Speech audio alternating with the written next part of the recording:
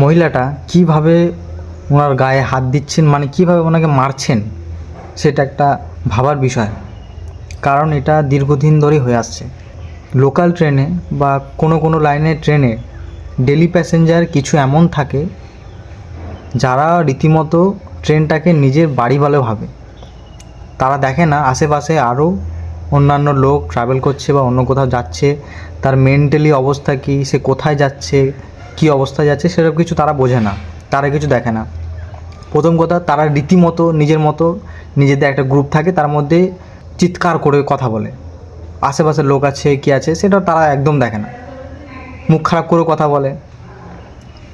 তো বিষয়টা হচ্ছে মেইনলি আমি দেখেছি সাউথের ট্রেনে যে মানে এটা একটা ধরন, একটা স্টাইল বলতে পারেন। প্রথমে বলবে যে জায়গাটা দাও, বসবো, মানে বলার জন্য পোলাইট, কিন্তু আদৌ সেটা পোলাইট থাকে না, থাকে সার্কাস্টিক পোলাইট। প্রথমে সেটা বলবে, এবার সে এটা দেখবে না যে তার শরীর খারাপ আছে, তার কী আছে না আছে সেটা দেখবে না, সে একবার বললো ব্যাস।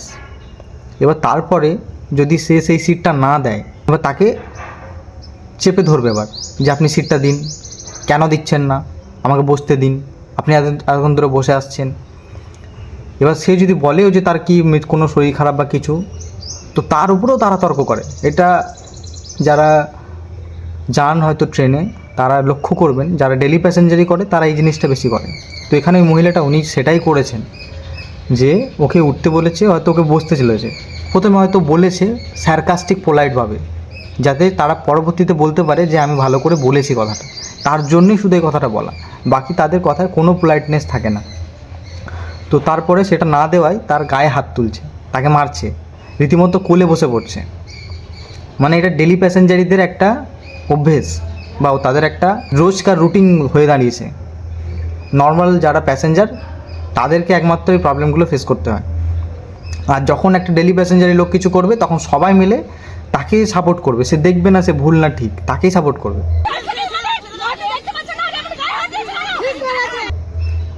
যে অপরজন যে যাকে বলছে কথাটা, মানে যিনাকে উঠতে বলা হচ্ছে বা যিনি বসে আছেন, তার দিক থেকে কোনোদিন কেউ কথা বলে না, কারণ সে জানে নর্মাল প্যাসেঞ্জার, ডেলি প্যাসেঞ্জারিরা এই মিলে দীর্ঘদিন ধরে করে আসছে, এখনও চলছে, এবং তারা সেটাকে বুক ফুলিয়ে করে।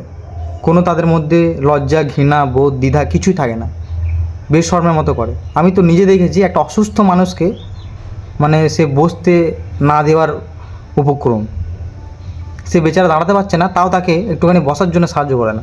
ডেলি প্যাসেঞ্জাররা এরকম হয়।